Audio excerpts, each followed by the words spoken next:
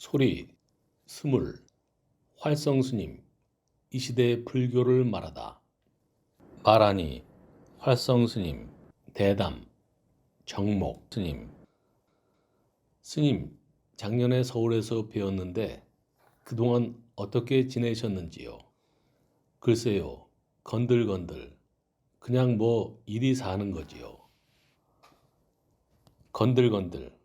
그거 아주 좋은 말씀이십니다. 세상 사람들이 좀 건들건들 할 일 없이 살면 세상이 평화로워지겠지요. 그렇게 되어야겠는데 요새 사람들이 다 너무 긴장하고 너무 경쟁하고 추구하는 바가 너무 많습니다. 아마 그러는 동안에는 세상이 안 편하겠지요.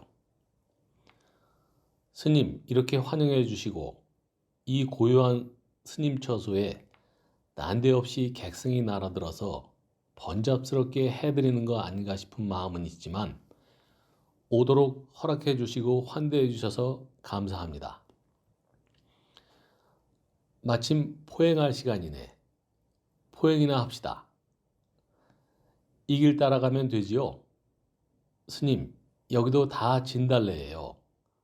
스님, 여기 진달래 필 적에 혼자 포행하시면 기분이 어떠세요? 글쎄요. 꽃들하고 눈 좀 맞추시나요? 나는 그런 정서가 약해서. 안 그러실 것 같은데요. 지구온난화 문제, 사막화 문제, 이런 것이 나에게 좀 필요 이상으로 절박하게 느껴집니다. 이 문제에 대해서 우리 불자의 입장에서 어떻게 대처해야 옳은가? 특히 스님들 입장에서는 어떻게 대처해야 옳은가를 깊이 생각해야 하지요. 말하자면 인류에게 살 길을 열어주어야 합니다. 문제가 많다. 걱정스럽다. 그건 누가 못합니까? 어떻게든 길을 열어주어야 하지 않겠어요? 누가 읽겠습니까? 말하자면 그게 고인데 인류에게 고의 문제를 제기하고 해결의 길을 제시하는 것, 그것이 불교 아닙니까? 네, 그렇지요. 그러면 이 시대의 고를 해석해서 그 길을 여는 역할을 스님들이 맡아야지요. 당연히. 네. 스님께서 30여 년 동안 이렇게 소리 소문 없이 근본불교 경전의 역경불사를 해오셨는데요. 고요한 소리라는 이름처럼 고요한 행보를 해오셨거든요. 제 생각에는 이 좋은 걸 좀 더 널리 홍보도 하고 사람들한테 많이 알리면 좋을 텐데 라는 생각을 했어요. 그렇게 고요하게 불사를 해오신 특별한 이유가 있으신지요? 이유는 없습니다. 내 사정이지요. 내가 기력이 좀 붙여서.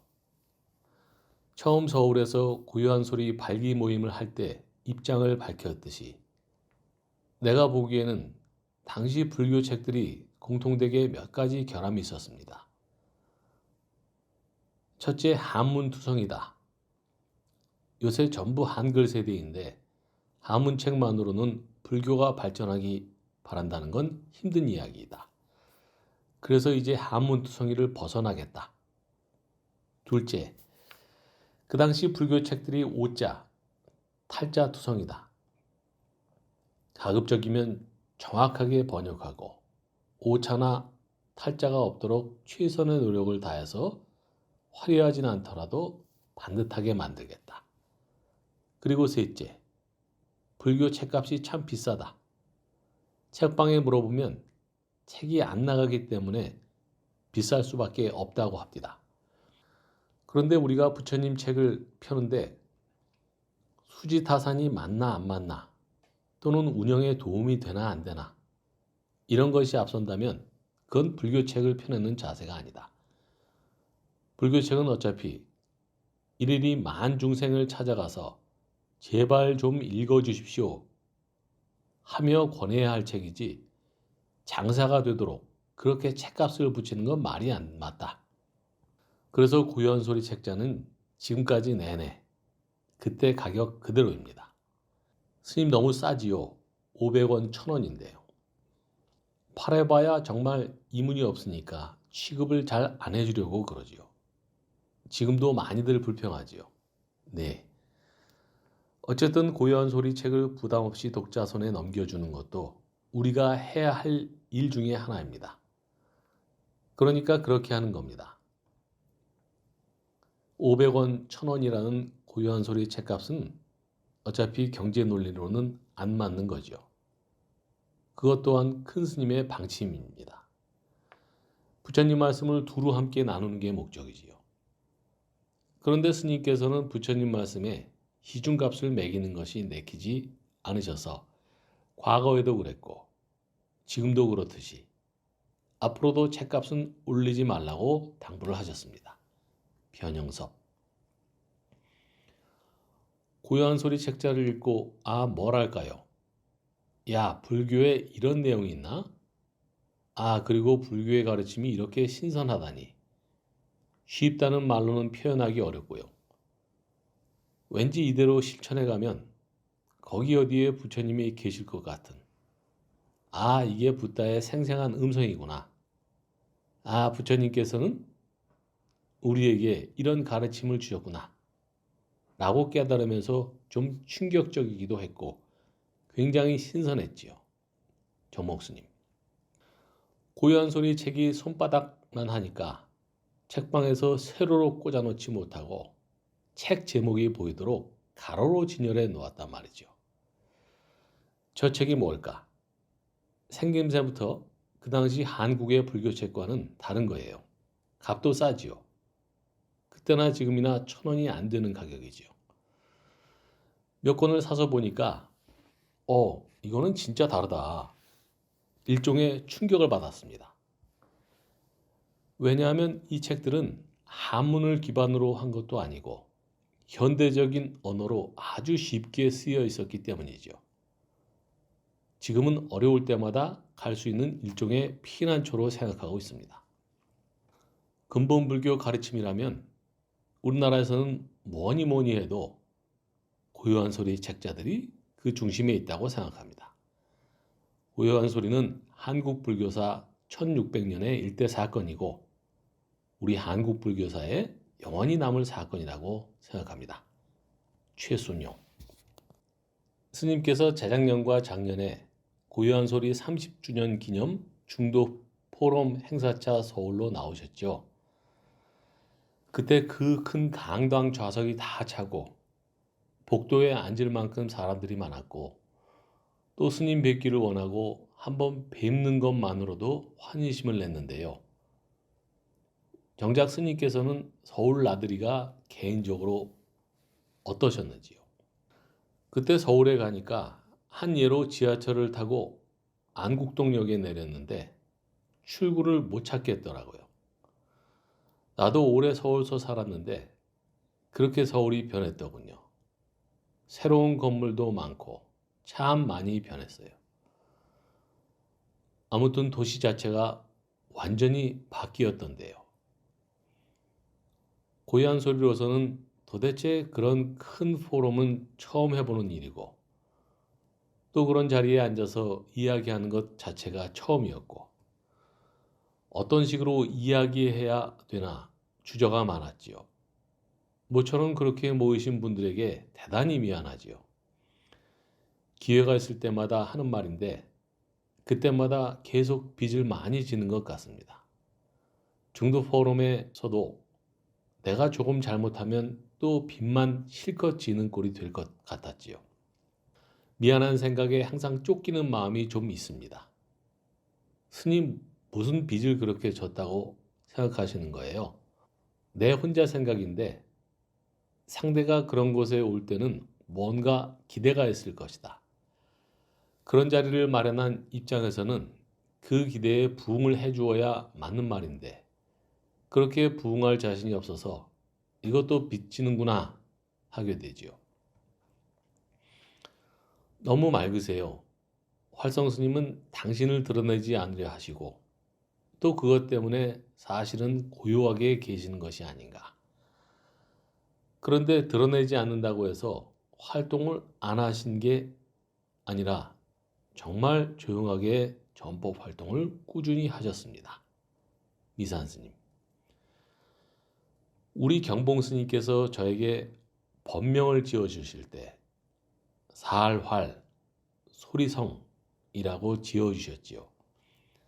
나는 그 뜻을 제대로 잘 못 새겼어요.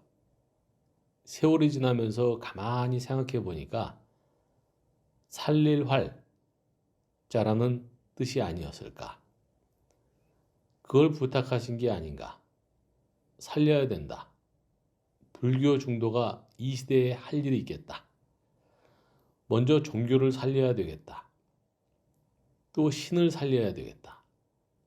그리고 인간도 살리고 자연도 살려야겠다. 10분의 1이라도 조금이라도 할 수 있다면 부처님 두는 바둑판에 바둑알로 그냥 그렇게 쓰여지는 게 내 역할일 것이다. 30주년 기념 중도 포럼에서 활성스님. 사실 중도는 말로 설명할 때 유에 떨어지거나 무에 떨어질 위험이 항상 있습니다. 저는 고요한 소리를 깊이 고마워하고 고요한 소리가 정말 이 시대의 중심을 잡아주는 불교단체이고 또 사회에 꼭 필요한 공동체라는 생각을 해왔습니다. 그런데 제가 좌장을 맡아 앞에서 이끌어 가는 것까지 하고 싶지는 않았어요. 하지만 중도라고 하는 주제를 듣는 순간 이거 해야겠다. 그거 했지요. 중도는 종교에 국한되지 않고 또 시대나 어떤 사상에 갇히지 않는 누구나 다 공감할 수 있는 주제라는 생각이 들었어요. 30주년 기념 중도 포럼에서 미산 스님. 스님, 중도 포럼에서도 말씀하셨듯이 부처님 가르침 중에 가장 핵심이 되는 사성제와 중도, 팔정도에 대한 말씀을 하셨는데요. 스님께서 말씀하시는 부처님 가르침의 기본을 오늘 우리 시청자들을 위해서 들려주고 싶습니다. 중도, 팔정도, 사성제를 강조하시는 그 이유를 듣고 싶습니다. 추측하건대 부처님이 처음부터 사람들을 모아놓고 무슨 대법회를 하면서 어떤 격식에 맞게 말씀을 하신 것 같지는 않고 그때그때 만나는 사람마다 대기설법을 하신 것 아니겠습니까?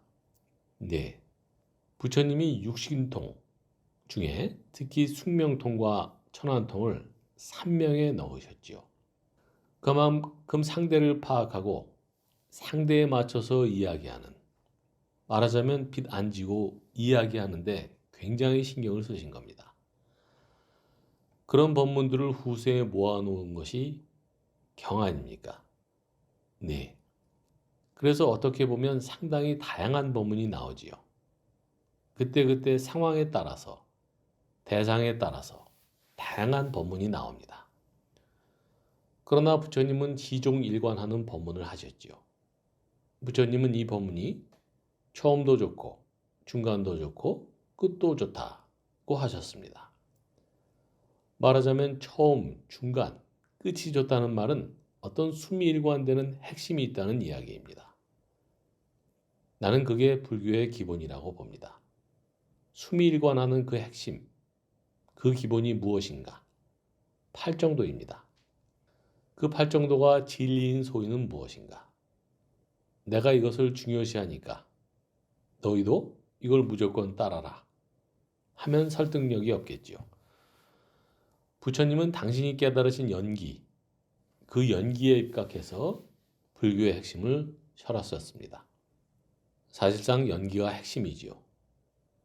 연기는 누구나 깨닫지는 못하더라도 인식하기는 참 쉬운 거 아닙니까? 스님, 일반인들이 연기를 인식하기는 쉽지 않은 것 같습니다. 연기라고 표현하면 상당히 어렵지만 인과법이라고 하면 쉽지 않습니까? 현대인들은 너무 지식 과잉이 되어서 오히려 인과법 자체도 꼬투리를 잡지요. 아주 소박하게 이야기하자면 세상사가 우연 아니면 인과인데 우연을 어떻게 믿고 살겠습니까? 그렇지 않아요? 그러니까 인과로 이야기가 정리되면 우선 생각이 정리되고 마음이 편해지고 불안감이 줄어들게 됩니다. 우연만 믿고 살아라 하면 어떻게 살겠습니까? 방향이 안 잡히지요. 우연이라고 하면. 그러니까 부처님이 인과를 설하신 것은 첫째, 사람들로 하여금 일단 좀 편안하게 살도록 해주시고, 둘째, 사람들의 사유를 좀 더 체계화하도록 도와주시고, 그리하여 온갖 것이 좀 더 합리적으로 돌아가도록 하기 위함입니다. 무질서하고 비합리적인 것보다 합리적인 게 좋지요. 합리성의 기초를 인과법에 두면 진리는 보편적인 설득력을 발휘하기가 쉽습니다. 부처님은 보편적 인과법을 연기법으로 시설하시고 순관, 역관까지 가능하도록 가르쳐 주셨습니다. 그것이 부처님 지혜입니다. 불교는 지금 인류가 의지해야 할 최후의 어떤 가치 아닙니까? 네. 그런데 그런 측면에서 보면 오늘날 인류가 도대체 어디에 서 있고 무엇을 향해서 가고 있고 불교는 무엇을 해야 하느냐 하는 것이 자연히 내 화두가 됩니다. 이건 좀 허황하게 큰 소리지요. 그런데 나는 불교라는 게 원래 그렇게 크다고 봅니다. 왜? 불교 자체가 진리니까. 보편을 이야기하니까. 여기선 맞는데 저기선 안 맞는다면 그건 진리가 아니거든요. 그렇지요.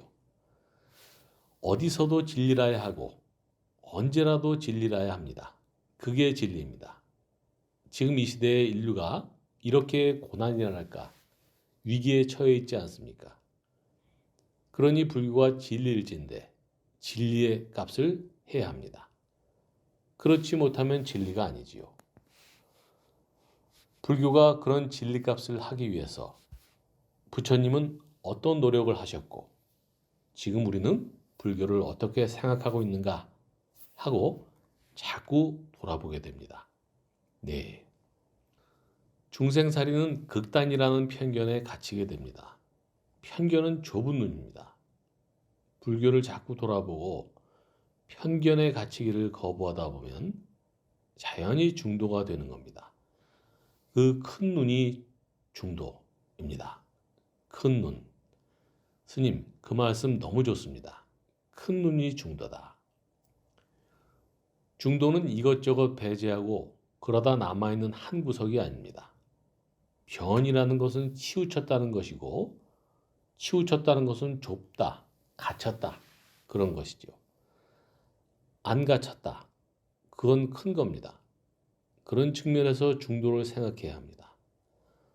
불교가 중도의 큰 눈으로 오늘 이 시대를 보고 나아가야 할 책임을 스스로 떠맡아야 합니다.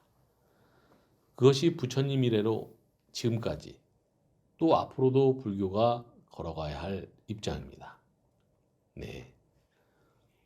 인류는 언제나 고해 중생으로서 무명업을 지을 것이고 그래서 항상 쫓기고 극단으로 내몰리면서 고생살이를 할 것입니다. 인생살이가 아니고 고생살이입니다. 그 고생살이 하는 게 인류의 본부입니다. 인간들이 고생살이를 벗어나서 참 인생살이를 하도록 이끌어 주어야 하는 것이 불교입니다. 그렇죠? 네, 맞습니다, 스님. 그런 면에서 생각해 보면 불교가 그동안에 어쩔 수 없이 어떤 지역의 종교 또는 어느 시대의 종교로서 상당히 치우치는 측면을 피하지 못했습니다. 불교가 항상 대도, 큰 가르침이라야 하는데 중도가 소홀히 되면서 어떤 때는 철학적인 사변에 치우쳐서 공리공론을 일삼기도 했지요. 그런데 어디에도 치우치지 않고 인류에게 살 길을 열어주는 가르침은 중도입니다. 중도는 정말 큰 눈, 큰 가르침입니다. 정말 보편적 가치, 어디에나 진리는 적용되는 것이지요. 예, 언제나 어디에나. 부처님 당신도 그렇게 누누이 강조하셨습니다.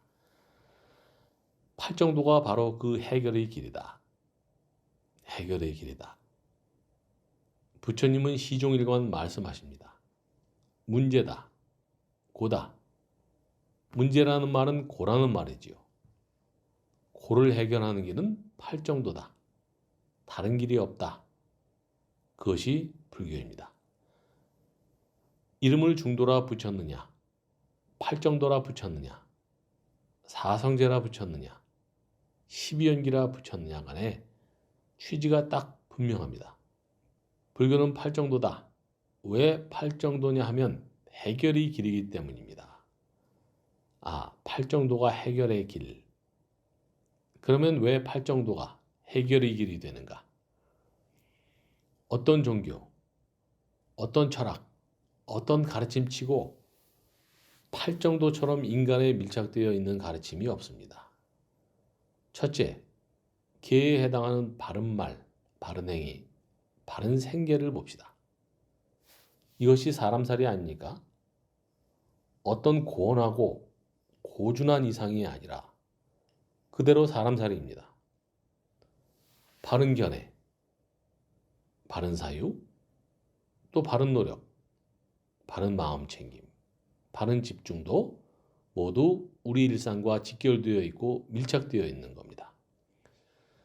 사람에게서 떨어져서 사람을 가르치면 그건 진리가 아니지요. 사람은 진리 구현체여야 합니다. 그래야 맞습니다. 그런데 대부분의 진리들은 사람을 진리당체로 보는 게 아니라 진리를 가르쳐야 할 대상으로 보지요. 사람을 사람으로 보는 게 아니고 진리를 가르쳐야 할 어떤 대상으로, 말하자면 학생으로 보는 거지요. 아, 그럼 사람이란 무엇인가? 사람이 무엇인데 내가 이런 말을 하고 또 그 말을 진리와 연관시키느냐 하는 겁니다. 내 인생에서 돌아보면 전부 후회스럽고 뭐 자책까지 할 필요는 없겠지만 자책할 만한 일들밖에 없어요. 전부 실패고 실수고 어리석고 그런 거 투성이인데 딱 하나 잘한 게 있어. 출가한 거. 그거 하나. 그 외에는 없습니다. 활성 스님. 고요한 소리라고 해서 왜 고요한 소리라고 했을까? 했더니 시끌벅적하게 소리내지 않고 우리 깊은 내면의 소리를 듣도록 하고 그 내면의 소리를 통해서 우리가 살아가고 있는 지금 여기에 통찰과 그리고 따뜻한 자비로서 세상을 어떻게 이끌어 갈 것인가 하는 그런 의미로서의 고요한 소리라는 생각이 요즘 와서는 더 깊이 들어요. 미산 스님. 고요한 소리라는 이름이 참 멋지지요. 영어로는 calm voice이지요. 그 이름처럼 요란스럽지 않게 조용하게 널리 부처님 원음을 전파한다는 의미이지요. 최순용. 우리가 선정해 들면 고요적정, 적정이라고 하지 않습니까? 평화로운 상태, 그야말로 고요한 상태가 되는 것인데 부처님 말씀을 따르면 오욕칠정의 세계, 탐진치의 세계를 벗어나서 사람다운 차원에 이르게 되고 선에 들게 되면 고요해지는 것입니다. 고요해지는 것, 그것이 결국은 사람의 길 중에서 우리가 지향해야 할 차원이 아닌가 합니다. 변영섭. 불교는 팔정도이고 왜 팔정도냐 하면 해결의 길이기 때문이다. 왜 팔정도가 해결의 길이 되느냐 하는 게 문제가 되지요. 어떤 종교, 어떤 철학, 어떤 가르침치고 팔정도처럼 인간에 밀착되어 있는 가르침이 없습니다. 네, 사람에게서 떨어져서 사람을 가르치면 그것은 진리가 아닙니다. 그럼 사람이 무엇인가? 사람이 무엇인데 내가 이런 말을 하고 또 그 말을 진리와 연관시키느냐 하는 겁니다. 사람은 심의식이라는 마음의 체계로 구성되어 있지 않습니까? 네, 심의식. 그 심의식 중에서 의를 가지고 있는 존재, 또는 의가 가장 중심을 이루는 존재가 사람입니다. 그런데 그 의가 무엇 때문에 중요한가? 사람이 업을 짓는 당체이기 때문이고 의가 있어서 업을 짓기 때문입니다. 네. 식은 동물도 다 있지요. 그렇죠? 식은 동식물 모두가 가지고 있을 겁니다. 동물이나 식물이 의를 가지고 있다면 얼마나 있는지 의문입니다. 하지만 인간은 심의식을 가지고 있고 그 중에 유별나게 두드러지는 것이 의입니다. 의. 의가 인간의 특징을 이룬다 이 말입니다. 네. 그리고 의의 대상은 법입니다. 법이란 부처님이 제시하신 진리의 체계입니다. 네, 그렇지요. 의가 있어서 인간은 진리를 알 수 있고 진리를 이해할 수 있고 또 진리를 실천할 수 있는 가능성 그 자체입니다. 그것이 인간입니다. 아, 네. 그래서 인간으로 태어나는 게 그토록 어렵다 하는군요. 어렵기도 하지만 의미도 그만큼 엄중하지요. 의미가 큽니다. 네, 사람으로 온다는 자체가 희망이네요, 스님. 희망, 뭐 그런 이야기 자체가 결부되어서는 안 되지요. 인간은 가능성이니 희망이니 이런 차원을 넘어서지요. 우리가 몰라서 그럴 뿐이지 인간은 진리 그 당체이고 진리의 구현체입니다. 그래야 인간이지요. 그렇지 못한 인간은 인간이 아닌 것이 아니라 아직은 진리를 지니고 있으면서도 그 사실을 모르는 존재라고 해야겠지요. 예를 들면 보물을 내 수중에 가지고 있으면서도 내 주머니에 보물이 있는지 없는지 모르고 있을 뿐이지요. 그래서 엉뚱하게 돈 10원만 주시오 하고 바깥에서 구하는 그런 존재와 같다는 말입니다. 네. 진리의 구현체가 인간이요. 사람이라고 봅니다. 물론 우리도 불법을 만나기 전에는 이렇게 사람을 보는 인간관이 없었죠. 나 자신도 그야말로 뭐 돈 벌려고 아침 저녁으로 그렇게 뛰었으니까요. 사람에게 그런 존재 이상의 의미를 부여할 줄 몰랐지요. 하지만 부처님 법을 만나고서는 아, 사람이란 이렇게 참 대단한 존재구나 했습니다. 그런데 진리의 당체인 사람들로 대단하다, 뭐, 어떻다 하는 말 자체가 오히려 외람되고 건방진 이야기지요. 만일 신이 있다면 신보다 높은 게 사람이지요. 부처님이 신들보다 높지 않습니까? 천인사, 인천의 스승이지요. 네. 그러면 부처님과 우리가 뭐가 달라요? 부처님은 깨달았고 우리는 못 깨달았다는 차이가 있을 뿐이지 사람이라는 점에서는 똑같지요. 다만 깨달았느냐, 못 깨달았느냐, 즉 무명에 무자가 붙었느냐, 떨어졌느냐의 차이가 있을 뿐입니다. 그런데 무명이라는 말은 그 자체가 이미 명이 전제되어 있는 겁니다. 만일 명이 전제되어 있지 않다면 무명중생이라고 할 게 아니라 암흑중생이라 해야겠지요. 그렇잖아요? 암흑중생이라 해야 맞지요. 시커멓고 빛과는 아무 인연이 없는 것이지요. 다시 말해 무명은 명과의 관계가 전제되어 있는 것입니다. 무만 확 떼어내면 되는군요. 그게 사람이지요. 말하자면 사람은 명에 숙명적으로 연결되어 있는데 아직 인연이 닿지 않은 탓에 과거의 업을 제대로 잘 짓지 못한 탓에 부처님을 못 만난 탓에 즉 법을 모르는 탓에 무명일 뿐이지요. 언젠가 부처님 법 만날 거고 만나면 무가 마침내 떨어져 나갈 것이고 무가 떨어져 나가면 명중생이 되겠지요. 근대 한국 불교를 대표하는 선승의 한 분인 경봉스님, 경봉스님을 은사로 출가한 활성스님, 도, 진리라는 것은 우리 몸에도 있고 저 삼라만상에 모두 다 있는데 한 생각이 미혹해서 그걸 모르고 있다는 말입니다. 도를 알면 농사짓고 장사하고 옷 입고 밥 먹고 온갖 것이 내 일이지 어디 다른 일이 있나. 하지만 욕이 없는 가운데 분별하면 그렇다. 이 말이야. 모든 것이 농사짓고 장사하는 것이 딴 일인가? 경봉 스님. 경봉 큰 스님이 마침 부산서 온 신도 두 분과 말씀을 하고 계시는데 들어가서 인사를 하게 되었습니다. 그때 하시는 말씀이 한생 안 난 셈 쳐라. 무언가 길이 열리는 것 같았습니다.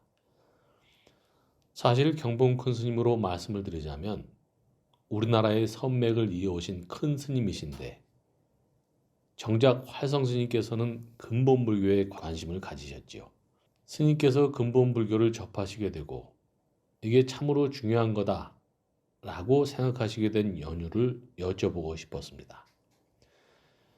예, 그걸 많은 사람이 의문시하지요. 우리 노장님 밑에서 노장님 가르침대로 공부를 해서 전통적 선사가 되어야 하는데 엉뚱한 길, 어떻게 보면 좀 외로운 길을 스스로 택했느냐 하는 그런 기분이 좀 있지요. 내가 정치학과를 졸업하고 거기서 얻은 것도 있습니다.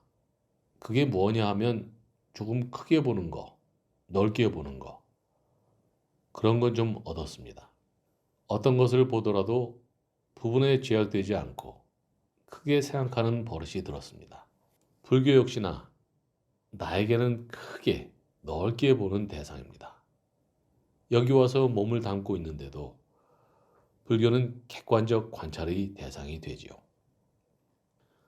처음 고요한 소리를 시작할 때만 해도 나를 남방외도로 하고 상당히 배관시했지요.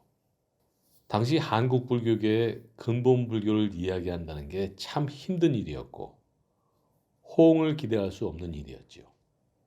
그러거나 말거나 나는 소신이 있었습니다. 그런데 지금은 상황이 많이 달라졌습니다.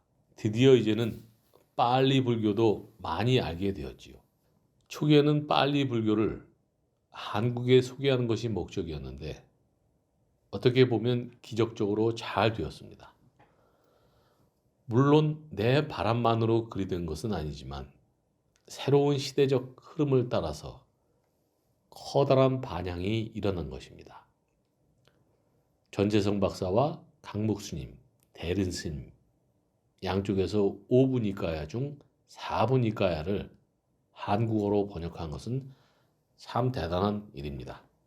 한국 불교의 힘찬 맥을 느끼게 하는 그런 대작 불사이지요. 그게 이루어졌습니다. 이 시점에 나로서는 당연히 근본 불교를 더욱 잘 선양해야겠다라고 또다시 생각하게 됩니다. 네 스님, 그러면 근본 불교의 맥이 어디 있느냐? 이를 들면 빨리어 자체도 정체불명입니다. 아직도 학자들 의견이 분분한데 그런 현상은 고대사에서는 흔한 일이고 우리 입장에서 그런 학문적 부분도 물론 간과할 수는 없지요.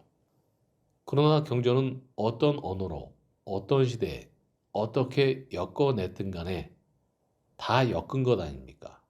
부처님은 그때그때 그야말로 대기설법을 하셨고 그 말씀을 후세 사람들이 모아 엮은 것이 경입니다. 그러다 보니 모은 사람, 엮은 사람의 주관도 들어갈 수 있지요. 또 시대가 흐르면서 사람들이 부처님 법을 이해하는 태도도 달라질 수 있습니다. 그런 점에서 지금 그런 문헌학적 입장에서 따지는 것보다 부처님 원래 가르침의 진의를 헤아려야 합니다. 부처님은 나는 고와 고의 해결을 이야기할 따름이다 라고 말씀하셨지요. 경에는 부처님 당신께서 직접 하신 말씀이 분명히 있을 것이고 그 원뜻이 무엇인가 살펴보는 것이 의미가 있지 않겠습니까? 네, 그렇습니다, 스님. 그런 입장에서 언어 번역의 단계는 일단 이루어졌다고 보고 우리가 지금 해야 할 일은 부처님 경전을 다시 보면서 그 다음 단계, 즉 뜻 살핌의 단계로 나아가야 합니다. 뜻 번역을 해야 합니다.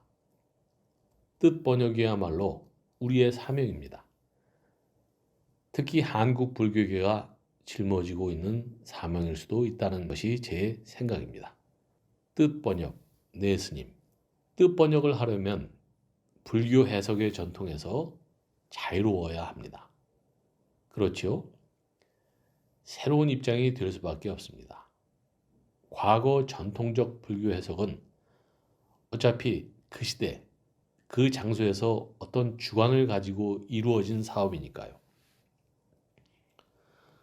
후대인들이 그 시대의 부처님 법을 어떻게 이해하고 거기서 어떤 위로와 위안을 찾았느냐 하는 것도 의미가 있지만 무엇보다 중요한 것은 그 단계를 넘어서서 부처님이 원래 말씀하신 뜻을 해석해내려는 노력이 반드시 필요합니다. 그것이 뜻 번역입니다. 네. 부처님 당신은 눈앞에 사람을 놓고 대기설법을 하셨지만 그 법문이 겨냥하는 바는 단지 그 사람만이 아니거든요. 그 시대 전 인류뿐만 아니라 오늘날 우리일 수도 있고 미래의 전 인류일 수도 있습니다. 물론 소위 4차 산업혁명을 겪고 있는 그 와중의 인류일 수도 있습니다. 부처님께서는 인류가 앞으로 어떤 문제에 봉착할 것이고 그리고 그 문제에 대해서는 어떤 방향을 제시할 것인가를 충분히 알고 계셨을 것이라고 봅니다. 그 때문에 지금 우리가 전 인류에게 길잡이가 되는 가르침을 경에서 찾아내야 합니다. 우리가 부처님의 지혜를 우러른다면 그렇게 하는 것이 당연합니다. 왜? 오늘날 지구상에 우리가 과거로부터 받아온 지혜의 전승이 몇 가지 있지 않습니까? 인도의 전통, 중국의 전통, 서양 지중해의 전통. 나는 이 세 전통으로 봅니다. 세 문화권이 있으니까요. 그 세 문화권이 나름대로 다 맥을 이어왔지만 오늘날 과학이 이렇게 성하다 보니까 다른 지역의 문화들은 결국은 지역적 또는 한시적인 가르침으로서의 운명을 못 벗어나고 있다고 하겠습니다. 그런데 나는 이 세 문화의 시효가 끝나간다고 봅니다. 지금 중국의 유교 문화를 가지고 인류의 어떤 보편적 갈 길에 대한 지혜라고 이야기하기는 어렵지요. 또 기독교적인 논리도 마찬가지지 않습니까? 지금 서양에서 힘을 쓰고 있는 것은 서구를 받쳐온 이대 지주인 헤브라이적 지주와 아테네적 지주입니다. 그 중에 헤브라이 유태 전통은 한계가 드러나 있고 따라서 소위 말하자면 종교의 종말과 더불어 그건 끝날 판이지요. 그러나 이성에 입각하고 또 과학으로서 맥을 잇는 아테네 전통은 현재 전 지구를 이끌고 있습니다. 아테네 전통은 20세기 초까지만 해도 굉장히 위력적이었습니다. 설득력이 있고 가능성도 있어서 그렇겠다. 앞으로 과학시대가 오겠다. 이 과학시대가 인류의 미래를 이끌 것이다. 라고들 했지요. 그래서 모두들 서양 배우기에 대단히 열성적이었습니다. 일본이 대표적이었죠.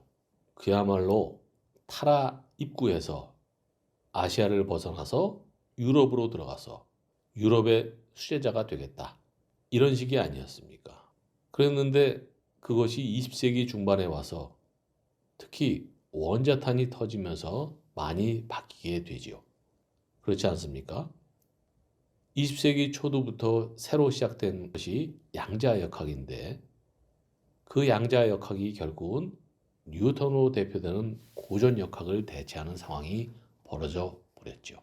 참 예기치 못했던 일이죠. 이제 양자역학 시대가 되면서 인과율 같은 것도 회의 대상이 되었어요. 과연 인과율이 지배하느냐? 양자역학의 극리세계를 보니까 전자의 운동이니 뭐 이런 게 인과하고는 아무 관계가 없다는 식입니다. 그래서 불확정성 원리니 뭐 이런 게 나오면서 고전역학의 확실성이 무너져 내립니다.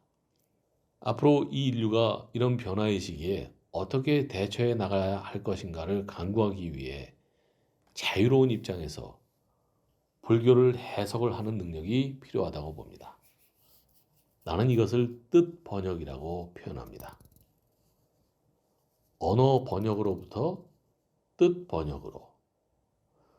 그래서 부처님의 뜻을 정말 제대로 파악하고 경을 최대로 활용해서 이 시대를 해결하는 지침으로, 가이드로 살려내어야 한다고 보는 것입니다. 그게 1980년대 후반이었어요. 보리수입 시리즈 제1권이 영원한 올챙이인데 그 영원한 올챙이라는 제목부터가 특이했어요. 내 피부로 직접 느끼는 느낌, 그리고 어디 멀리 다른 먼 곳에서의 소리가 아니라 내 삶에 직접적으로 와닿는 말씀을 해주시는, 아, 이게 붓다의 생생한 음성이구나. 정말 놀랍도록, 뭐랄까, 눈이 확 떠지는 그런 느낌이었지요. 정목스님. 고요한 소리의 가장 큰 특색이라고 할 수 있는 점은 모든 작업, 모든 사업 활동이 전적으로 자원봉사에 의해 이루어진다는 겁니다. 가장 중요한 사업은 윤문, 출판, 즉 책을 출간하는 일입니다. 그뿐만 아니라 실천 수행도 박차를 가하려고 합니다. 고요한 소리에서 낸 책이 현재로 90권 정도인데 그 책자와 경전 읽기, 또 큰 스님이 추천하시는 염신경을 따라서 명상 수행도 하고 있습니다. 변영섭. 부처님이 누구입니까? 부처님은 결국 사람의 완성자입니다. 완성된 사람이 부처이고 아라한이지요. 부처님은 법을 주셨습니다. 나는 없던 법을 만들어서 제시했고, 아라한들은 내 발자취를 따라서 걷는 사람들이다. 부처님이 나오신 덕분에 우리 인류가 사바 세계에서 살면서, 이런 시대에 살면서 그 법이 얼마나 소중한지 느낀다면 우리가 부처님 아닌 누구에게 감사해야겠습니까? 감사, 감사, 감사 할 수밖에 없지요. 활성스님. 활성스님은 스스로에게는 굉장히 철두철미하시고 추상같이 수행하시는 분이에요. 제가 오늘 하루 종일 스님을 옆에서 따라다니며 예불 하시는 모습도 배웠고 80이 넘으신 어른께서 부처님께 절하시는 모습이 얼마나 극진하신지 하나도 흐트러짐이 없이 예경하시는 그 공경심이 그대로 우러나고 정말 지극정성으로 예경하시더라고요. 제게는 스님이 보여주시는 모습이 그대로 법이었고 그냥 곁에서 그렇게 함에 따라 한다는 것만으로도 환희심이 났거든요. 정목 스님. 오늘 오전부터 스님 포행하시는 길 따라 포행도 하고 예불도 드리고 반나절 정도 스님 곁에 함께 머물렀는데 정말 말 그대로 고요했어요. 뭐랄까요? 이 공간에 있으면 그냥 마음 챙김, 사띠가 저절로 된다는 생각이 드는데요. 그 사띠라는 용어를 사실 고요한 소리에서 처음으로 마음 챙김이라고 번역하지 않았습니까? 마음 챙김이 어떤 걸 이야기하는 것인지 일반인들을 위해서 말씀해 주시면 좋겠는데요. 예, 아주 중요한 이야기입니다. 예를 들면 부처님이 출가하시고 나서 찾아간 스승은 알랄라 깔라마와 우타카 라마부타였죠. 그분들이야말로 당대의 선지식이었고 또 대단히 높은 정을 닦아서 가르치던 분들이지요. 그런데 부처님은 이걸로는 충분치 않다. 말하자면 아직 미흡하다고 생각하셨기 때문에 그 가르침을 그대로 물려받아서 그들과 함께 가르치는 것을 거부하셨습니다. 부처님 당신은 그때부터 고투를 시작하셨죠. 고행림에 가서 고행도 해보고 그것도 무익하다는 걸 깨달으셨습니다. 달리 말하면 누구에게도 가르침을 받을 데가 없으셨겠지요. 가르침을 받을 데가 없으니 오로지 당신 혼자서 개척을 해야 하셨습니다. 참 외로운 길이고 고독한 길이지요. 부처님이 홀로 그 길을 걸으시다가 드디어 깨달으셨습니다. 부처님 첫 법문인 초전법륜경에 보면 중도로서 팔정도를 이야기하십니다. 과연 부처님 가르침이 알라라 깔라마와 우타카 라마푸타의 가르침과 그 차이가 무엇인가? 이 점을 짚어보지 않을 수 없습니다. 그 차이는 팔정도입니다. 그 중에서도 바른 마음 챙김인 정념, 즉 사티입니다. 네.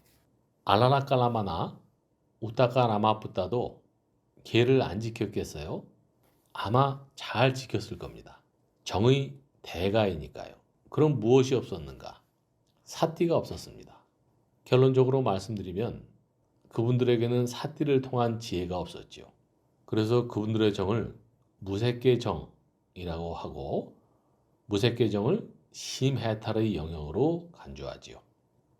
해해탈과는 구별이 됩니다. 네, 심해탈. 여러 정이 다 심해탈에 해당하는데 부처님은 거기에 무엇을 보탰는가? 그분들이 정도, 계도 다 했는데 지혜가 필요하다. 그렇다면 부처님은 어떻게 하면 지혜의 문을 열 수 있는가?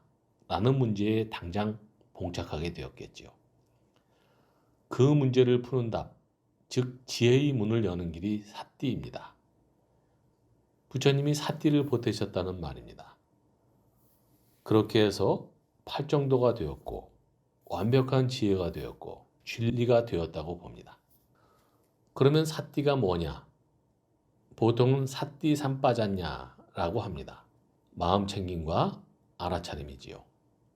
네, 정념정지. 그런데 정념정지라 할 때 흔히 정지, 즉 삼빠졌냐 쪽을 대부분 이야기하죠. 본다, 안다, 이런 쪽으로 많이 이야기합니다. 그런데 어떤 제자가 부처님에게 묻지요. 사띠 삼빠졌냐라는데 그 내용이 뭡니까? 부처님이 말씀하셨습니다. 삼빠졌냐, 즉 정지는 내가 지금 호흡을 하고 있으면 호흡을 하고 있다고 안다. 내가 걷고 있으면 걷고 있다고 안다. 아는 것, 그게 정지 삼빠졌냐. 그럼 사띠는 무언가? 신수신법이라고 부처님이 대단히 어려운 답을 하십니다. 사띠의 염처는 신염처, 수염처, 심염처, 법염처, 즉 사념처이지요. 네, 사띠는 신수신법이다. 신수신법이 무엇인가? 참 답이 어렵지요. 일단 신은 까야, 몸입니다. 루파, 색이 아니라는 말입니다. 루파가 아니고 까야다. 거기에 신의 핵심이 있다고 봅니다. 몸에 대한 관찰입니다. 몸에 대한 관찰이 핵심입니다. 몸인데 남의 몸이 아니고 자기 몸입니다. 그게 핵심이죠. 자기 몸, 그것으로 관점을 돌리는 것이 신의 의미입니다. 몸과 색이 어떤 차이가 있는가? 루파, 색은 바깥, 외경이죠. 네, 색은 외경이죠. 몸을 본다. 그것도 자신의 몸을 본다. 몸을 본다는 것은 여태까지 바깥, 외경을 살피던 것을 일단 안으로 돌리는 것입니다. 그리고 몸 안에 무엇이 있고 어떻게 구성되어 있는가를 살피는 것입니다. 신수신법, 사념처라 할 때 신은 몸에 대한 마음 챙김이지요.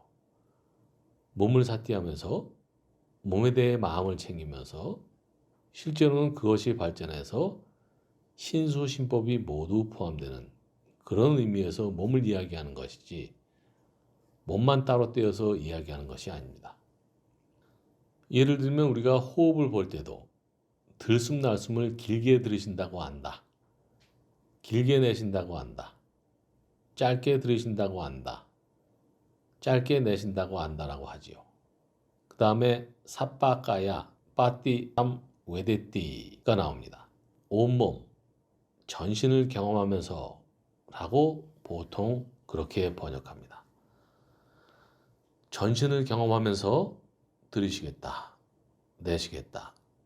전부 호흡과 관련된 것인데 전신을 경험하면서의 전신을 여러 가지 의미로 해석을 하지요. 첫째는 남방 전통으로 호흡의 시작부터 끝까지를 전신이라고 봅니다. 호흡을 들이쉬기 시작해서 쭉 들이쉬고 다시 내쉬고 전신을 살피는 것이라고 이해하지요. 둘째는 말 그대로 호흡의 신이 아니라 자기 몸을 그대로 발끝부터 머리끝까지 살피는 것을 전신이라고 해석할 수도 있습니다. 여기에 한 가지 더 나아가면 지금까지 이런 해석은 없었는데 나는 이렇게 해석해 보고 싶습니다. 명신, 색신 모두를 경험하면서 들이쉬고 내쉰다. 그 정도로는 해석을 해야 타당하지 않을까 합니다. 고요한 소리 역경원에서 따로 해석을 하나 더 추가한 거지요, 스님. 그렇지요. 그렇게 해보고 싶은 게 어쨌든 내 생각입니다. 우리가 이 사띠, 마음챙김이라는 말을 이해를 하려면 옛날에 남방 이외에 또 어떤 전통이 사띠를 어떻게 이해했는가, 번역했는가도 살필 필요가 있습니다. 당장 우리 눈에 띄는 것은 중국에서 아나빠나 사띠 숫다를 안반수이경이라고 번역한 것입니다. 이게 참 주목할 만한 번역이라고 봅니다. 안반은 들숨날숨, 즉 아나빠나의 음사이지요. 그리고 수의는 지킬 수의 뜻의입니다. 그런데 의는 빨려로 마나스, 만호입니다. 만호를 지킨다, 의를 지킨다입니다. 그러니까 나는 수의에서 의가 굉장히 중요하다고 봅니다. 의의 관점을 두고 호흡을 관찰하는 것이 마음챙김, 사띠입니다. 이 말씀도 그대로 경에 나와 있습니다. 그렇게 이해하면 마음챙김 사띠는 다름 아닌 수의이다. 이때 의란 무엇인가? 당연히 의는 법을 아는 능력입니다. 그래서 항상 의를 지켜서 법을 아는 것이 마음챙김, 사띠다. 이렇게 해석할 근거가 충분히 있습니다. 그리고 마음챙김, 사띠를 영어로 mindfulness라고 번역하는데 mindful이라는 말을 풀어서 보면 mind 플러스 full 아닙니까? 마음 가득히 이런 말 아닙니까? 그렇지요? 그런데 그때 마인드는 뭘까? 심일까? 의일까? 식일까? 아니면 그 전부일까? 나는 의라고 봅니다. 의가 가장 중요한 것이기 때문에 법구경 첫 구절에 나옵니다. 마노 뿌방가와 담마 모든 법에 만호가 선행한다. 마음이 모든 법을 앞서가고 마음이 모든 법을 지배한다. 그러므로 마음에 의해서 온갖 행위는 지어진다. 만일 어떤 사람이 나쁜 마음으로 말하고 행동하면 반드시 고통이 뒤따른다. 마치 수레가 황소를 뒤따르듯이. 법구경. 그 만호를 지킴으로써 법을 지키고 법을 지킴으로써 부처님 법을 지키는 게 되고 부처님 법을 알게 되고 부처님 법을 알면 그것이 지혜가 됩니다. 그렇지요, 스님? 그렇습니다. 지혜가 따로 있나요? 부처님 법을 아는 게 지혜이지요. 이 만호를 지키는 것, 즉 사띠가 바로 지혜를 닦는 가장 첩경이고 정도, 바른 길이라는 말입니다. 그렇게 보면 팔정도의 나머지 7가지가 모두 구족된 사람일지라도 사띠, 마음챙김이 빠진 사람은 결코 지혜가 있을 수 없습니다. 사띠가 들면 팔정도가 구족되어서 마침내 진리가 진리답게 확립됩니다. 여법하게. 예, 이렇게 해석을 해야 한다고 생각하고 그런 입장에서 내가 마음 챙김이라고 한 것도 만호, 뜻, 의를 두고 한 겁니다. 만호는 뜻인데 뜻 챙김이라 하지 않고 왜 마음 챙김이라 했는가? 뜻 챙김이라 하면 우리말에서 해석상 문제가 있습니다. 그 뜻이 뭐냐 할 때처럼 의는 의미가 되어버리지요. 즉 마음의 지혜를 아는 능력인 의 자체가 지혜가 알아낸 결과물인 의미로 이해되어 버려서 만호의 본뜻이 전혀 달라지고 맙니다. 그 때문에 뜻 챙김보다는 마음 챙김이라고 하였습니다. 그래서 사띠를 마음 챙김이라고 하고 그 마음이란 만호라고 알자. 이런 이야기입니다. 사띠는 아까 스님께서 중국 사람들이 안반수이경이라 번역했던 것 중에 수이라는 말이 사띠다. 그 말씀을 일깨워 말씀해 주시니까 훨씬 더 와닿습니다. 사람에게서 떨어져서 사람을 가르치면 그것은 진리가 아닙니다. 진리를 알 수 있고 진리를 이해할 수 있고 또 진리를 실천할 수 있는 어떤 그 가능성 자체가 인간입니다. 우리가 깨닫지 못해서 그럴 뿐이지 인간은 진리 그 당체이지요. 진리의 구현체이지요. 그리고 부처님과 우리가 뭐가 달라요? 부처님은 깨달았고 우린 못 깨달았다는 차이뿐이지 사람이라는 점에서는 똑같다고요. 사람이 깨달았느냐 못 깨달았느냐 즉 무명에 무자가 붙었느냐 떨어졌느냐 그 차이뿐이라. 활성스님 스님 말씀은 초지일관 처음부터 끝까지 일관되게 사람을 따라가시더라고요. 그 간절하고 절절한 눈빛으로 너 알겠니? 우리가 살아가는 이 세상 속에서 부처님 법에 대해 알게 된 게 얼마나 진귀한 거니? 너 이거 알아? 뭐 그런 눈빛으로 나를 바라보시는데 그 자비스러움. 아, 어른은 이런 것이구나. 정목스님. 나를 포함해서 무언가 하려는 사람을 영어로 표현하면 doing 모드에 있는 사람이지요. 우리는 뭔가 해야 되잖아요. 한편 being 모드, 존재하는 모드로 있는 분들은 그냥 존재함으로써 맑음과 향기로움, 따스함과 훈훈함이 나오지요. 미산 스님. 인류가 지금 가야 할 길은 어느 방향일까요, 스님? 대답하기에는 좀 주제넘은 입장인데 내가 제안이라는 용어를 가끔 씁니다. 하나의 제안이라는 의미로 이렇게 생각해 봅시다. 검토 한번 해봅시다. 우리가 이런 식으로도 생각해 보자는 입장에서 이야기할 수밖에 없지요. 네, 그렇지요, 스님. 제안한다. 지금까지 한 이야기도 다 그거지요. 사람이 사람다워지는 것이 과거에나 현재나 미래에나 가장 중요한 이야기입니다. 부처님도 결국 누구입니까? 사람의 완성자이시죠. 완성된 사람이 부처이고 아라한이지 무슨 다른 뜻이 아니지 않습니까? 그러면 이제 우리가 사람의 본령을 되찾아야 합니다. 당장 실현은 안 되더라도 사람답게 사람 구실하며 사는 시대를 지향해서 나아가야 합니다. 사람답게 되도록 나아가는 길이 팔정도입니다. 과거에나 현재에나 미래에나 팔정도를 걷는 것이 사람이 할 일이요 나아가야 할 일입니다. 사람이 나아가야 할 길이 팔정도라는 것을 인류가 깨달을 때까지 얼마나 기다려야 하는 걸까요, 스님? 어떻게 보면 참 비관적일 수 있지요. 사람들이 도대체 깨달으려고 들지도 않고 깨달을 것 같지 않으니까요. 한편 생각해 보면 불교가 세 축을 바탕으로 정립되어 있거든요. 개정회로 사막으로 정립이 되어 있습니다. 이게 묘하게 지역적으로도 그렇게 편성됩니다.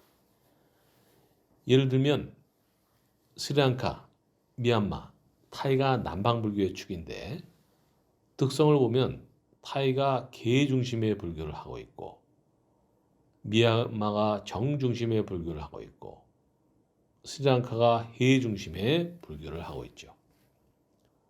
남방의 개정회가 말하자면 자기들도 모르게 그렇게 정립되어 짜임새를 이루고 있는 겁니다.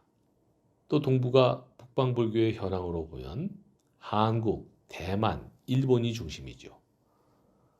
그런데 이것도 대만이 개, 비구인들의 개를 잘 지키고 한국은 선종 중심이니까 말할 것도 없이 정입니다.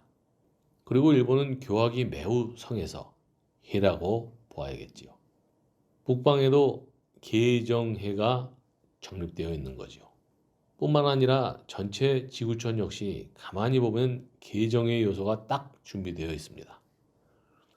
중국을 중심으로 동북아권은 불교와 유교가 발달해서 인륜이니 도덕이니 하면서 개에 치중되어 발전해온 역사를 가지고 있는 겁니다. 인도는 도말할 것도 없이 정의 나라지요.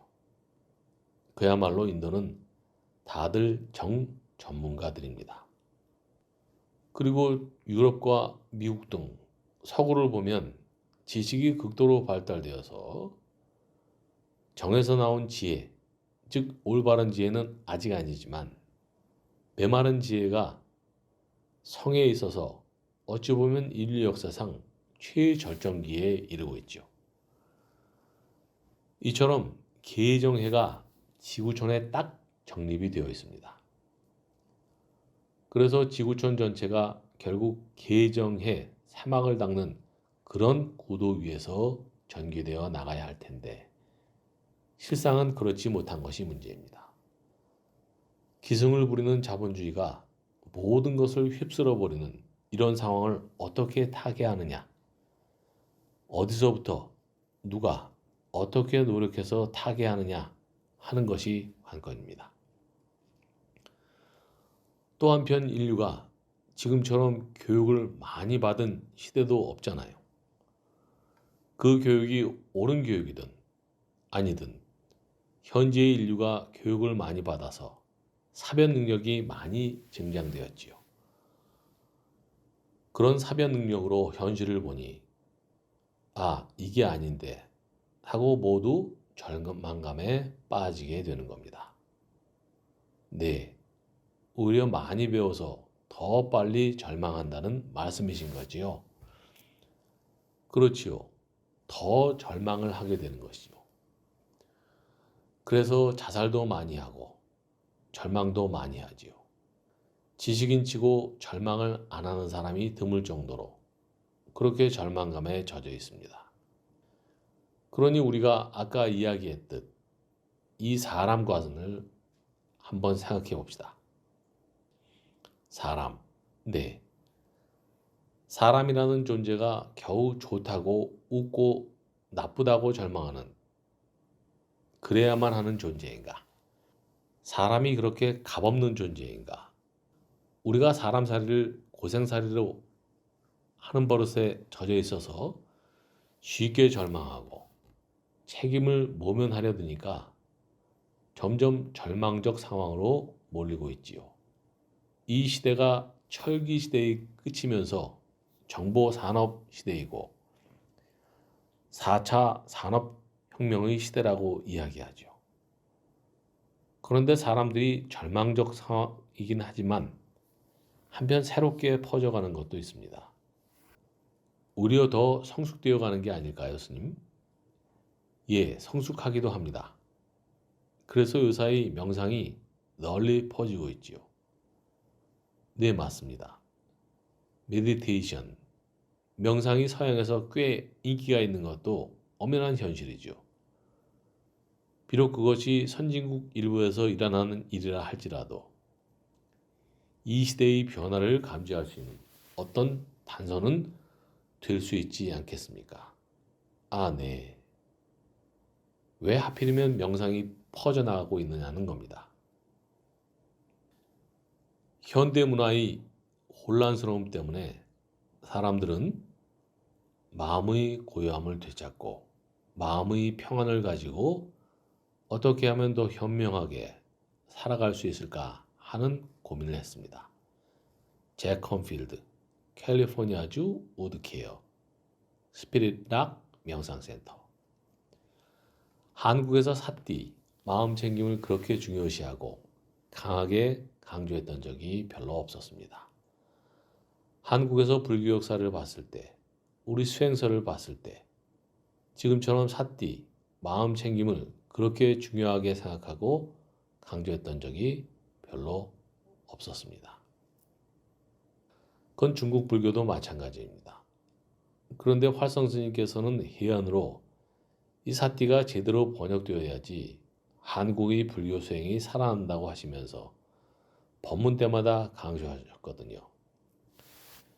지금은 정말로 불교를 바탕으로 한 수행 문화가 세계화되어 있는데 그 세계화의 키워드가 무엇인가? 정신 문화의 키워드가 무엇인가?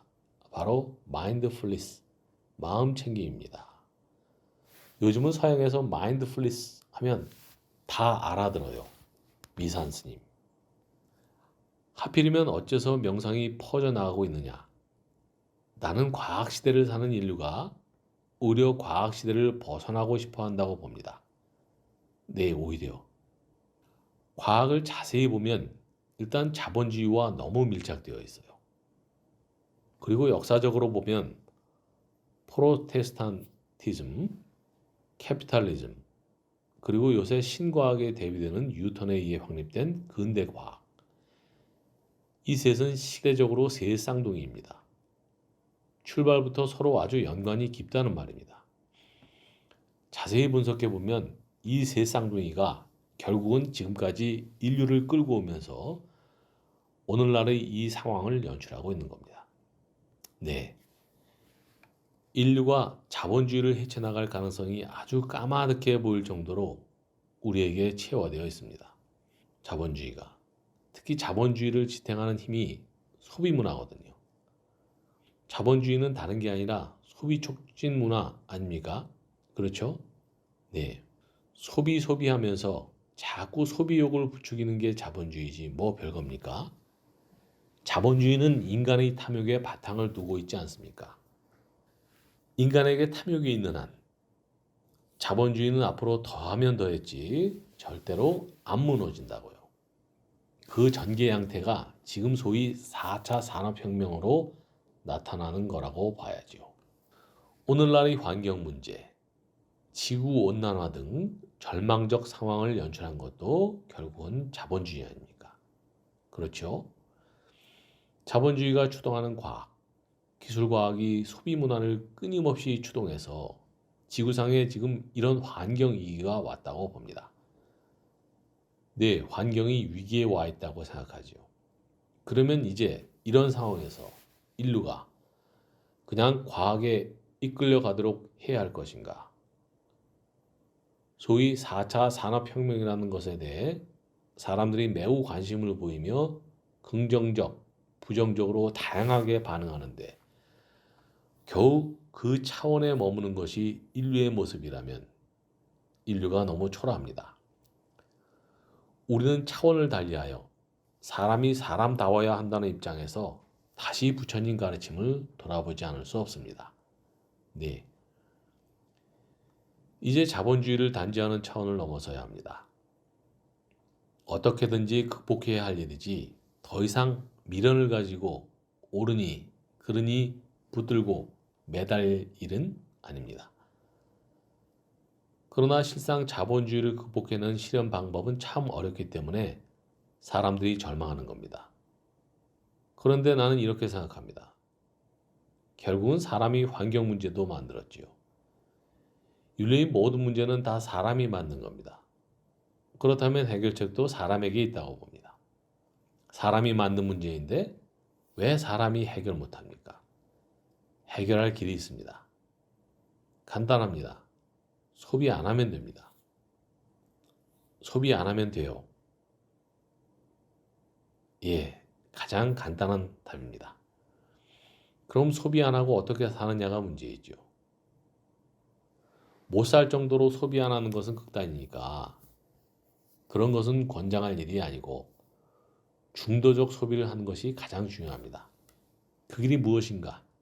소욕지족입니다. 아, 소욕지족. 스님 그렇습니다. 우리가 소욕지족만 제대로 인식하고 교육하면 얼마든지 소비가 만들어낸 이 위기를 해결할 수 있습니다. 어렵고 거창한 게 아닙니다. 네, 스님이 말씀하시는 그 소욕지족으로 가는 길을 어쩌면 사람들이 찾느라고 요즘 다들 그렇게 명상에 깊이 관심을 갖는지도 모르겠다 싶습니다. 그렇지요. 명상도 하고요. 또 한편으로는 요새 쓰레기 오염 사태가 나니까 분리수거를 하는 것도 소욕지족, 소용을 권장하는 흐름입니다. 그러네요, 스님. 큰 흐름이 도도하게 흐르고 있습니다. 큰 흐름입니다. 그런데 다만 지족을 모릅니다. 왜 만족할 줄 모르느냐 하면 우리가 족하는 습관이 없기 때문입니다. 충분히 만족할 만한 일을 겪어도 만족하지 못한다는 겁니다. 만족할 줄 알아야 하는데 계속 욕망에 끌려다니는 거지요. 그렇다고 반드시 욕망을 더 추구한다는 것이 아니라 족하고 멈출 줄을 모른다는 겁니다. 만족을 모르는 겁니다. 네, 정말 지족을 알아야 되는데요. 예, 만족할 줄 모릅니다. 만족할 상태인데 만족을 안 하는 겁니다. 만족할 상태인데 만족을 모르는 것입니다. 사실 지족이 매우 어렵습니다.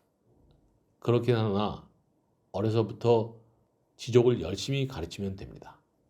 돼요? 왜 안 되겠습니까? 그러려면 이제 나부터 줄이면 되겠다. 조금만 더 줄이자는 마음을 먹어야 합니다. 지족의 가치를 알려고 들지도 않고 인정하지도 않으니까 지족할 줄 모르는 겁니다. 그래서 다다익선으로 자꾸만 내닫고 말지요. 자본주의 병폐가 다다익선 아닙니까? 많이 써라. 많이 쓸수록 경제도 일어나고 잘 산다는 건데 그게 허구이지 않습니까? 소비를 줄이는 것을 실천하려면 일단 어떤 물건을 놓고 요만큼만 욕망을 줄이면 될까?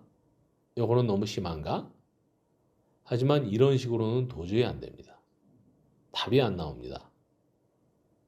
내가 족할 줄 아는지 모르는지 도대체 내게 족하는 습관이 있나 없나를 살펴야 합니다. 스스로를 먼저 살펴서 네, 그 참 중요한 말씀이십니다. 부처님이 어디에 계시다가 여기 나오셨어요? 도솔천에 계시다 왔지요. 네, 도솔천이 뭡니까? 지족천 아닙니까? 지족하는 하늘세계. 불교에서는 6계 6천 중에 족할 줄 알라고 도솔천을 설정했죠. 계와 정 사이에 6계 6천을 둔 겁니다. 정을 제대로 이루면 그게 새끼 아닙니까? 새끼에 올라가면 희열, 삐띠와 행복, 수카를 누리죠. 그렇죠? 그렇죠. 희열과 행복이 나오려면 즉 환하게 정말 속으로 즐거워하고 행복하고 기뻐하는 마음을 누리려면 족할 줄 알아야 되는 겁니다. 족할 줄 알아야 정의 단계도 들어갈 수 있습니다. 지족의 단계를 반드시 거쳐야 하는 겁니다. 부처님이 지족을 기준으로 6계 6천과 3개를 나누어 설정해 놓은 것입니다. 그냥 좌선한다고 앉아 쪼아붙여서 지족천 단계를 건너뛰어 버리면 안 된다는 말입니다. 6계 6천이 다 설해진 이유가 있는 것입니다. 모든 단계를 한 걸음 한 걸음 걸어야 합니다. 네, 한 걸음씩. 이 사실 불교에서는 그걸 계로 가르치는 겁니다. 지금은 원체 힘차게 일어난 자본주의의 힘과 과학기술력이 합쳐져서 구조적이고 체계적으로 인류를 지배하고 있습니다. 아이들이 태어나면서부터 자본주의 앞에 노출되어 속절없이 모두 말려 들어가 결국에는 소위 자본주의적 인간이 되어버리는 겁니다. 부모들 자신부터도 다 그런 형편에 있으니까 부모도 못 말리고 누구도 말릴 사람이 없지요. 이런 상황을 극복할 수 있는 길인 소욕지족은 엄두도 못 내고 대세 앞에 그냥 휘둘려서 그 흐름을 타고 허우적거리느라고 볼일 못 보는 겁니다.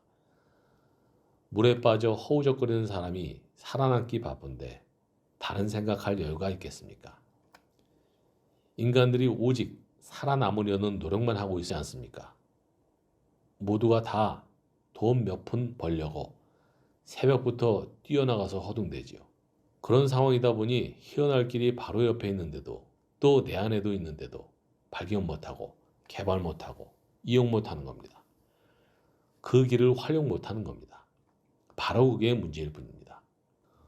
소욕지족이라는 말은 어찌 보면 아주 한가하게 들리죠. 또 소욕지족으로 될 것인가 의문하지요. 실제로 자본주의가 별겁니까? 사람들이 절제하기 시작하면 자본주의는 결국 무너집니다. 자본주의가 대단한 힘이 있는 것처럼 보이지만 별거 아니고 허세일 뿐입니다. 환영입니다. 환이야, 환.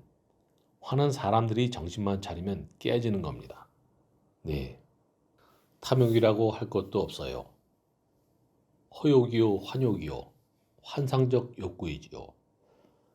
물건 보니까 그냥 습관적으로 사고 싶고 사는 버릇은 익혔고 절제하고 참는 버릇은 전혀 안타까웠고 그러다 보니까 그 속에 그냥 휘말려 들어가 버려서 애들에게도 그렇게 가르치고 온 집안이 다 그렇게 흘러가고 그래서 이런 것이지 자본주의란 별것 아닌 겁니다. 활성 스님. 스님은 오랫동안 일종식을 해오셨고 최근에는 사정에 따라 오후 불식을 하십니다.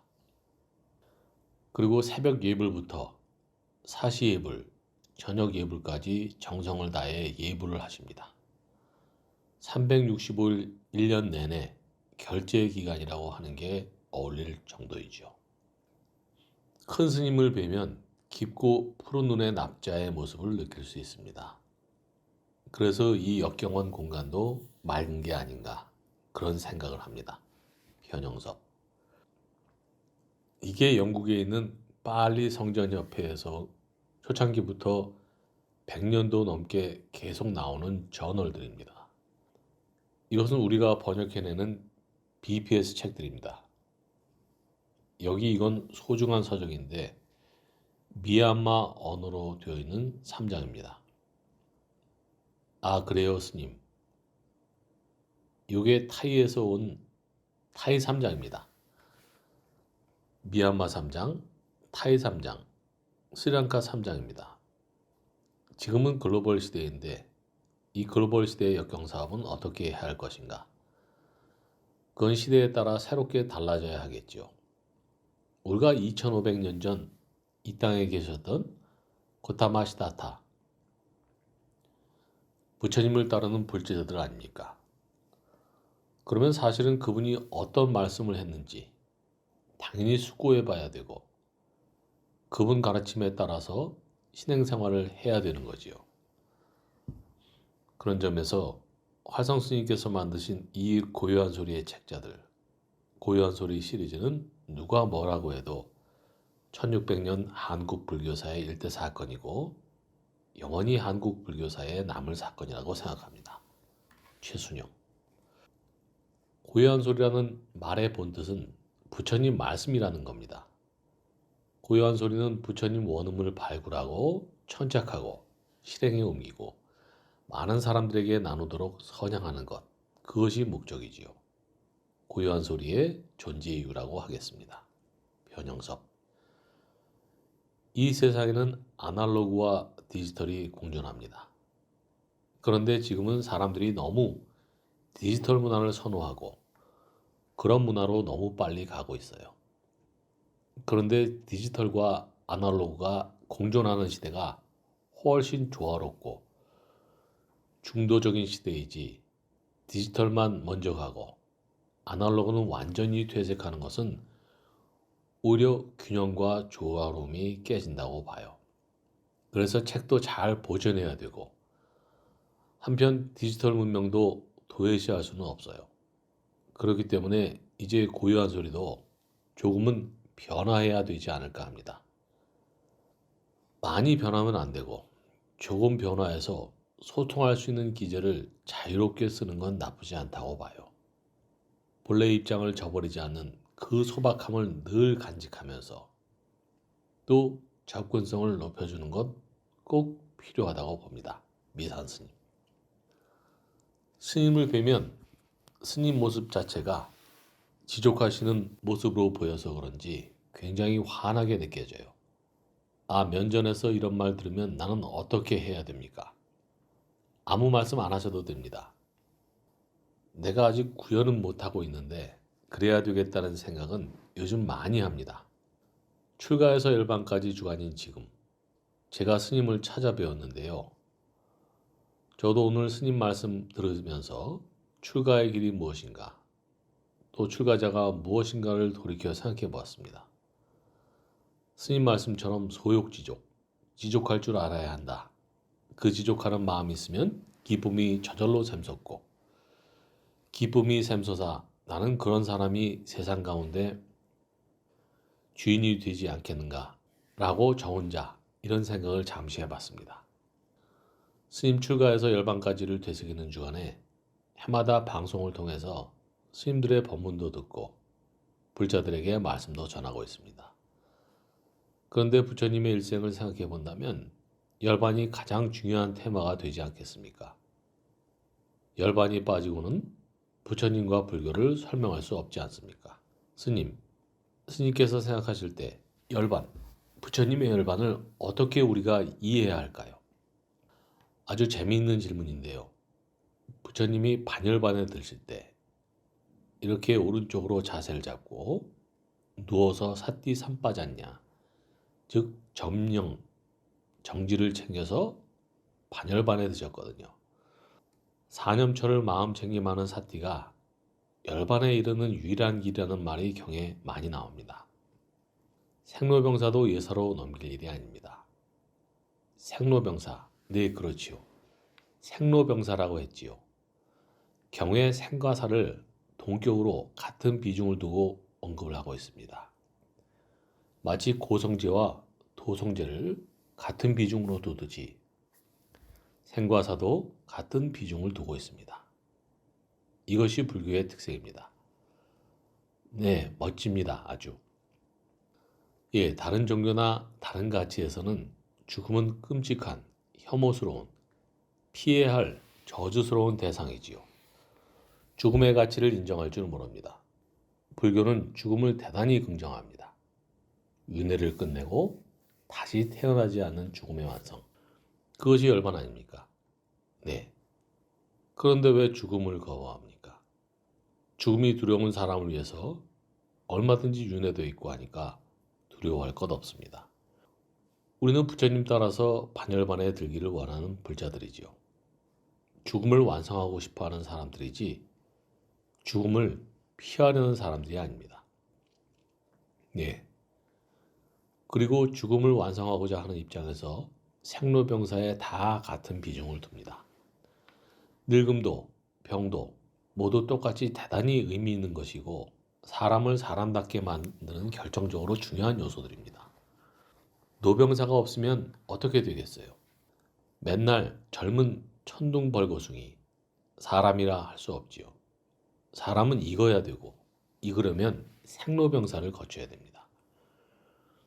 그런데 왜 그토록 질병과 늙음에 대해 몸부림을 치면서 도망가려고 하는지요? 그거야 불교를 모르기 때문이지요. 하다못해 돈 몇 푼 잃어버려도 펄펄 뛰는 게 사람인데 건강을 잃어버리고 인생을 잃어버리면 끔찍하겠지요. 그런데 잃어버리는 게 아닙니다. 경험하는 겁니다. 노도 경험하고 병도 경험하고 사도 경험하고 윤회를 경험하는 겁니다. 잃어버리는 게 아닙니다. 잃어버린다고 생각하니까 저주스럽고 한탄스럽고 그래서 한이 맺히고 뭐 그리 되는 겁니다. 아까도 이야기했듯이 사람은 창조주입니다. 창조주인 사람이 무엇을 잃어버립니까? 왜 잃어버립니까?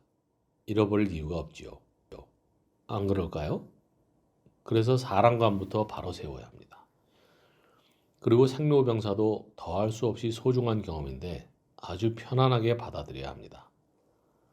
스님, 제가 출가한 지 44년이 되어 갑니다. 출가 후 걸어오는 길에서 이런 순간에 부처님은 어떻게 하셨을까? 항상 그걸 떠올리면서 바른 길을 걸어가려고 나름 부단히 애쓰고 있지만 그래도 놓칠 때가 많아요.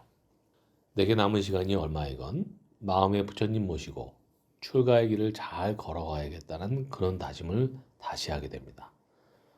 오늘 스님 긴 시간 동안 피곤함도 무릅쓰고 이렇게 끝까지 자리 함께 해주셔서 진심으로 감사드리고요.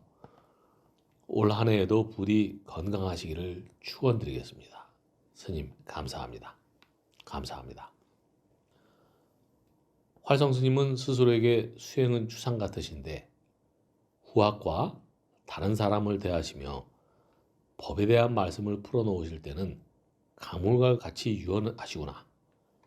그런 생각을 하면서 비록 짧다면 짧은 시간이지만 스님 곁에 있었던 오늘 하루가 저에게는 너무나 충만하고 감사하고 이런 선지식을 뵐 수 있는 인연을 만들었다는 것이 저에게는 그지없는 행운이라는 생각을 합니다. 정목스님. 아난다요. 그대 자신을 자기의 성으로 삼을지니라. 그대 자신을 자기의 의지처로 삼을지니라. 남을 의지처로 기대서는 안 되느니라. 법을 섬으로 삼고 굳게 붙들지니라. 법을 의지처로 삼고 굳게 붙들지니라. 다른 어떤 피난처에도 의지하려 들어서는 안 되느니라. 아난다요. 지금도 내가 간 다음에도 누구든지 자신을 섬으로 삼아야 할 것이며 자신을 의지처로 삼아야 할 것이며 어떤 바깥 피난처에도 의지하려 들어서는 안 되느니라. 아난다요. 이렇게 하는 사람들이 바로 내 제자들 중에서도 가장 높은 경지에 이른 사람이 될 것이니라. 다만 그들은 모름지기 향상하려는 의욕으로 충만해 있어야 하느니라. 대반열반경 중에서